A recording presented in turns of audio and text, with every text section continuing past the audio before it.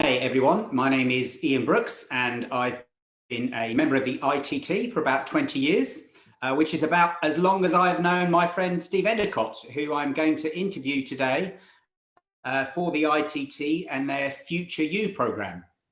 So Steve, why don't we start off, as we're talking to students, why don't we start off and ask you about your education and qualifications. I'm not sure. Did you have an education? Do you have any qualifications? You're a cheeky bugger, Brooksy. Yeah, O-levels, A-levels, degree, accountancy. Never wanted to be an accountant, just wanted to be rich. Came from a working class family, saw my dad working hard and said, not doing that. And accountancy in those days was a fast track into management. So I did an accountancy degree and then stumbled into travel, God, in the early 80s. So over 35 years ago. For International Leisure Group, and I was quite successful because I was a young accountant that understood if you charged everything back to other divisions, you looked profitable, and that made you very popular, and you got promoted. So worked there until about 25, when a guy called Peter Longs, and just recently left the industry, he offered me the finance directorship of Intersum, one of their major brands. So I went home, talked to the then fiance and said, you know what, instead of buying that house and getting engaged and getting married, why don't we just go around the world? So I ended up going back next day and resigning and saying, sorry, it's not what I want to do just yet. I'm going to take a year out. And I took a year out and I came back and lo and behold, I got the same job with better pay a year later. And Steve, just on that, you know, kind of, you did like what I call a late gap year, which are quite popular these days, although very difficult to travel around the world right now. But is that something that you would advise? Did that, you know, help shape your career? Did you come back a different person after a year of traveling? It was one of the best years of my life. I had the most fun. No, being serious, I actually do think it made me grow up an awful lot, made me a lot more independent. Probably a lot more of a risk taker because, you know, I was used to getting on a plane, landing in the country and had no idea what I was going to do. And that's a great experience if you don't normally get in life. So, yeah, no, it made me more ballsy. And that was probably demonstrated actually when I went back to RLG or Intersum, because it only lasted 4 days before it went bust due to the Gulf War. It's a bit like COVID. Basically, it happened overnight. Gulf War, oil prices went through the roof. Demand for travel went through the floor, and the company collapsed. And I had the experience. Well. Well, I think you were there actually, mate. I was there. I remember getting up to have my breakfast, turning on the TV, and they said all the Air Europe aircraft have been grounded. And I thought, oh, I don't think I'll be going to work today. Well, unfortunately, I did, because I had to do the business plans to start a new business called Sunworld, which is, yeah, it's gone and buried now, but it was an interesting experience.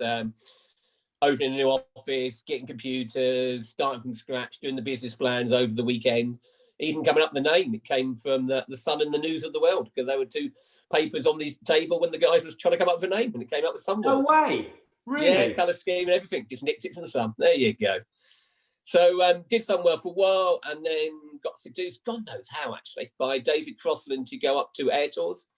Yeah. So I took a cutting car, cut and pay, moved to the north of England, all because I believed this guy was on the right track and would build a successful company. And we used to boast about when we joined Air Tours, and I joined in 91 when it was just starting his airline.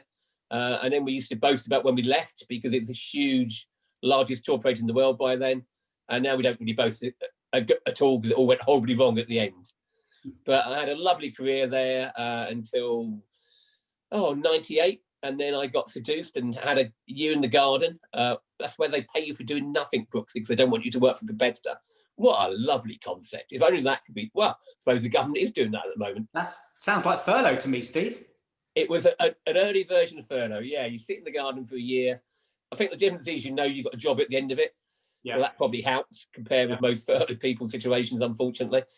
And basically, I went off to the States at that point, to America, just as the dot-com boom was happening.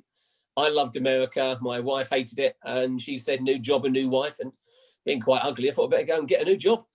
So I came back to the UK, and instead of going to corporate life, I'd made enough money out that deal to be reasonably well set up, house paid for, etc. And that allows you to gamble a little bit. So I set up 3 businesses, holiday taxis, rock insurance, CWT, 4 businesses, sorry, and a call centre called Holidays by Phone, and built those for 3 years until I got seduced, would you believe, to go back to corporate life. David Crossan came knocking on the door with a huge pay packet and a big ego boost because he asked me to be chief operating officer, running Going Places, air tours, and the online business. So I went back there to corporate life and absolutely hated it, because having been out of it for a while, and they were in financial distress anyway, we ended up selling the business on to Thomas Cook, but it was quite major financial stress, and I hated it. So I did that for just over a year. Had to write off I remember you burning brochures in a tin dustbin. That was Lucy from then at TTG, now Travel Weekly, upset me by mounting the My Travel logo. So I called her up from London and said, I'll mount your bloody logo, and burnt all the magazines for that week in front of all the staff, which some staff loved, some staff hated, but it's how I felt about it. So that's what happened. And then started my own businesses again after leaving My Travel, and eventually sold holiday taxis last year for 60.5 million. I didn't get all that money, but I got a lot of it, which was good. Oh, there's the mysteries coming in and out. That's what happens with Zoom calls. Hi, Ruth. Yeah, a bit late. She's gone. So broadly, that's my career. There you go. So what I'm really interested in is the move back and forth between corporate world and having your own businesses. And it's very interesting. You went back and then said you hated it. Do you think once you've got a taste for having your own business, it's very hard to go back into that corporate world?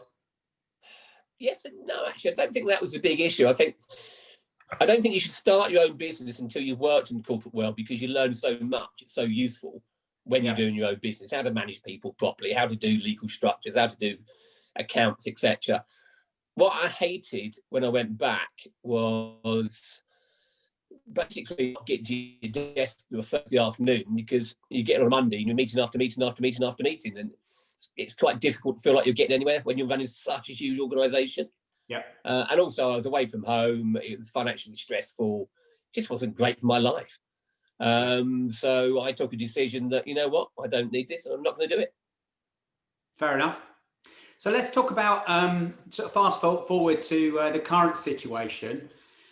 How bad is the travel industry right now? I mean, it's been tough, right? Brooksy, 35 years in the industry, and I think you're similar. It's never been worse. Yeah. So we've had Gulf Wars, we've had ash clouds, we've never had complete, utter grind to a halt. Once with the first lockdown, and then again with the second lockdown. I'm very concerned for the major airlines. Basically, the bigger you are in these times, the harder you fall, because the more losses you're incurring, and you're creating great big debt mountains. I don't think the airlines will go bust, but I think their shareholders are probably going to get diluted very heavily as we come out of it and they turn the debt into equity. And thousands upon thousands of our colleagues in the travel industry are losing jobs. And if you're out there and you're a travel tourism student at the moment, bluntly, don't even bother looking for a job for 6 months until things pick up, and they will pick up. But in the next 6 months, it's never going to be tougher. Don't get depressed. There's not much out there. If you have to work in other sectors of the world, take that work. It will come back, but this summer is going to be an ultra late market. Yeah. Basically, if you're a customer, look, we know there's a vaccine coming, but we don't know how health passports work yet. We don't know. When you're going to the Canaries, for example, you need to test 72 hours before, and lovely boots are charging 120 quid each, which I've protested about, by the way. So we don't really know how summer's going to work, but I do guarantee that there's no incentive for customers to book in January. They're going to wait and see. And I think the vaccine will come. I think testing will come. I think demand will be very late this summer. But the good news is the year after, capacity will be lower and demand will be extremely strong, because people didn't get their 2020 holiday, may not got the 21 holiday, and will definitely go away in 22. And that's this summer, and then this start of next year is why I think it will come back to the industry. But it's tough. And what about, because, we used to talk a lot about Brexit and the impact on the travel industry. It's kind of got left behind with the pandemic, but it's going to happen in about 6 weeks' time. So what's the impact of Brexit going to be? Brooksy, you're trying to depress me, because Well, we've got lockdown coming, and we know Brexit is going to be very damaging, and passports and overseas worker roles and be restricted. Sixth freedom flying rights uncertain. Basically, Brexit was a disaster that's only been taken over. I don't know why I'm laughing. Taken over by COVID, and then we've also got recession coming because we haven't seen recession yet. We're in furlough. Things are traditionally being held up, but it is going to get tough out there in the next couple of years. Blunt, it's a bit like after the war years. Yeah, everybody said, "Oh, it'll be over by Christmas." It isn't, and the same as COVID. It's going to go on, and the knock-on will be several years. But let's not be all depressed because most companies already slashed back their overhead so much that the only route forward is expansion. And if you have a choice of young people where you can get subsidies from the government to take them on, bluntly, they're cheaper, they're more enthusiastic, they're hardworking, they're better tuned to technology. Who would you employ? I know I would employ a younger workforce as I expand, rather than taking on the dead wood that I wouldn't have got rid of, quite bluntly, if it wasn't for COVID. Getting rid of people once we've worked for them for many years is really hard, even though they're probably not the right people for the job anymore. They've gone. So all companies need to take a startup mentality, nimble on the feet, quick and agile, and that tends to be younger people with better education, better training, and better knowledge of social media and other tools. Yeah, I think, one thing's been clear about this pandemic is it's fast forwarded the digital transformation for travel companies. And, they're not burning brochures anymore. They're just not printing them, are they? And I think you're absolutely right in terms of the management. It's younger people have a much more natural grasp of social media and the digital platforms. I'll give you another example. It's like, yes, the high street has been heavily damaged at the moment, and lots of high street agencies will never open again. However, Zoom could be the saviour for the travel industry, because imagine in the past you're a specialist in the Caribbean as a high street agent. Yeah, you have to rely on walking traffic or people in that area. Now via Zoom, you can have one-on-one visual conversations. Yeah, a voice phone call now is no longer good enough. I don't know about you, but when I call my mates, I always have them on FaceTime or have them on Zoom because I want to see him as well as actually just talking to him. That's a big shift to us old gits. Not holding your phone to your ear. Look, my phone is in front of me in a holder and I'm talking to the phone. Yeah, that's a big shift that's happened massively fast over COVID. Yeah, and will mean that home workers will boom, high street will die, but loads of people won't go back to full online booking because of the impact of COVID again. So again, there will be a role for younger people who understand visual content, understand videos, understand how to use Zoom or Teams or whatever to come into the marketplace. Things are changing fast. And if you're a Caribbean specialist, why not base yourself in the Caribbean and take your bookings from there, right? More logically, why don't go and work in Spain and live in Spain rather than the UK? Now, being seriously, offices are dead. Yeah. Yes, you'll have a new version of the office, which will be the social environment where you're going to have coffee or you're going to have beers, etc., and you meet your colleagues and you socialise. But sitting at a desk when you can sit at the same desk at home and do the same work, that's gone. You don't need an office for that anymore.